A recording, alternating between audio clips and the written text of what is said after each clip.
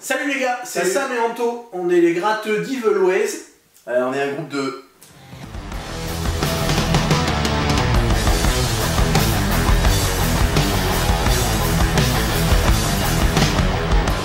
métal. Bienvenue sur Guitar Metal. C'est parti.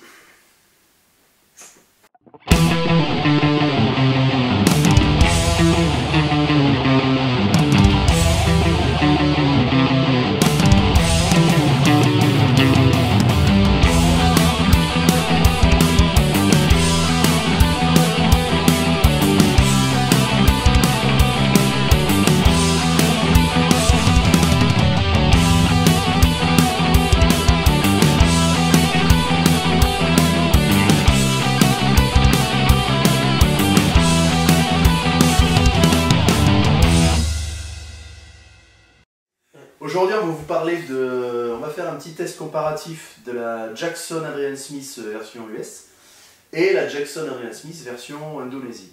Voilà. Alors c'est le modèle signature de Adrian Smith. Guitariste d'Iron Maiden. Si vous ne connaissez pas Adrian Smith, Sam va vous rattraper un peu sur le sujet en quelques secondes.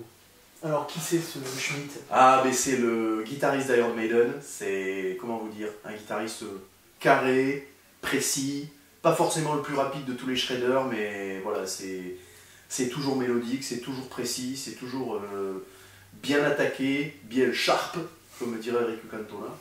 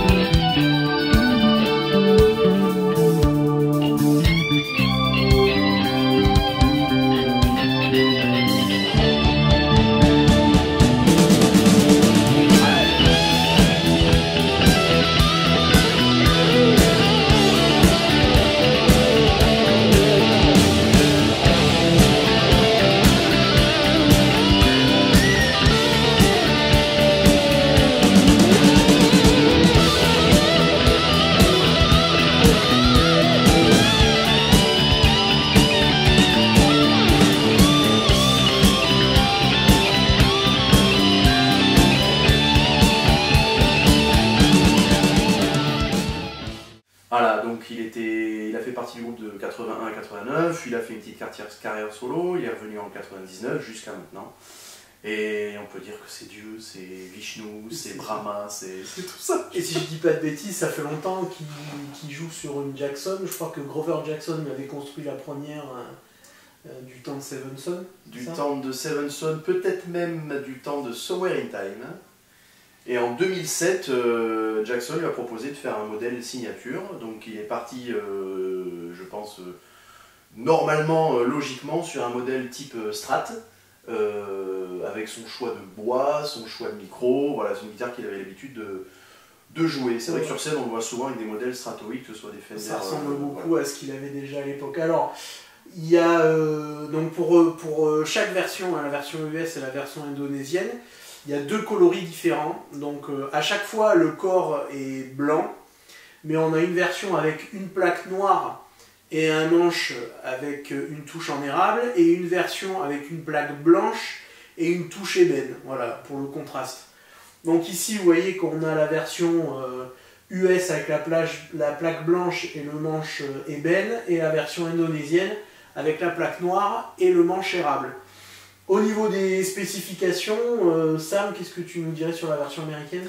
Alors on a, au niveau des, on va commencer par les micros. On a le modèle, non c'est pas le modèle, la configuration HSS, donc on a un Super Distortion ici, et deux Fender simple bobinage.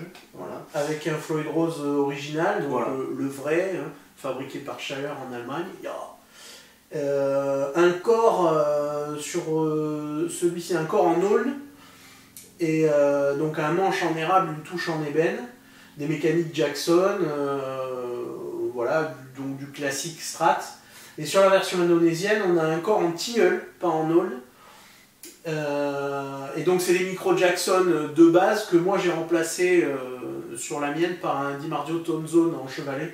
Et j'ai gardé les deux autres simples parce qu'ils sonnent vraiment super bien. Le manche est un érable sur quartier, c'est-à-dire qu'il n'y a pas de touche. Le manche et la touche sont intégrés dans le même morceau de bois. Donc ça donne vachement plus de rigidité. D'ailleurs sur les deux manches, il faut savoir qu'ils sont renforcés au graphite pour être plus rigide et plus de stabilité. Donc ça bouge moins si vous avez des variations de température ou d'hygrométrie. Voilà, mécanique Jackson pour les deux. Et puis, alors la version US, forcément, au niveau finition, choix des bois, c'est le top. Mais en termes de prix, il y a quand même un gros écart puisque la version US... la version US était il y a encore il y a 3 ans, elle était à 1700 €. Ouais. Elle est actuellement à 2100-2200 €. Voilà, alors que l'indonésienne, on la trouve en dessous de 600 €. Je pense qu'on peut même la trouver en dessous de 500 € neuve. Et d'occasion, on peut vraiment faire de super affaires autour de 200 €. Et c'est vraiment... en termes de qualité de fabrication, pour une guitare à ce prix-là, c'est extraordinaire. Le fretage du manche est parfait, la finition globale est vraiment top et ça sonne. Donc on va vous faire écouter ça, on va vous faire quelques comparatifs de son pour que vous puissiez voir, et puis à la fin on vous fera un morceau... ou au moins un petit morceau de The Trooper avec les 2 grades pour que vous puissiez entendre ce que ça donne in the mix. Exactement. C'est parti. On y va. Allez, c'est parti.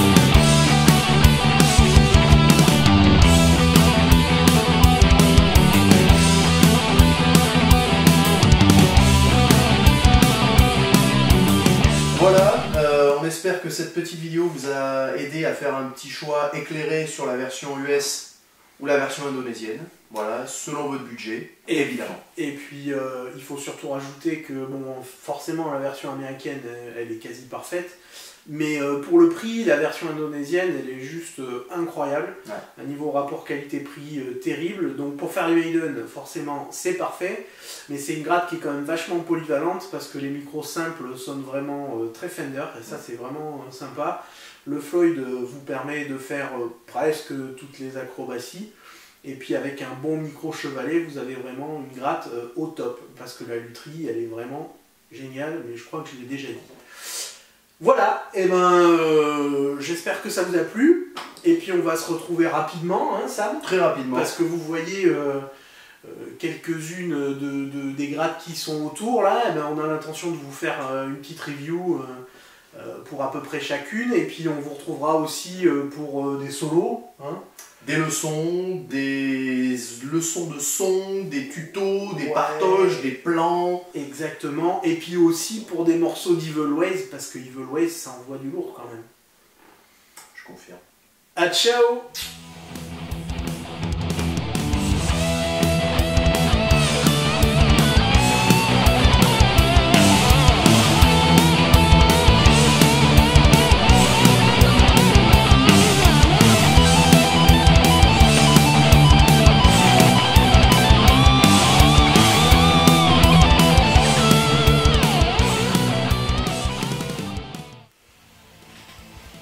Oh, c'est Anto.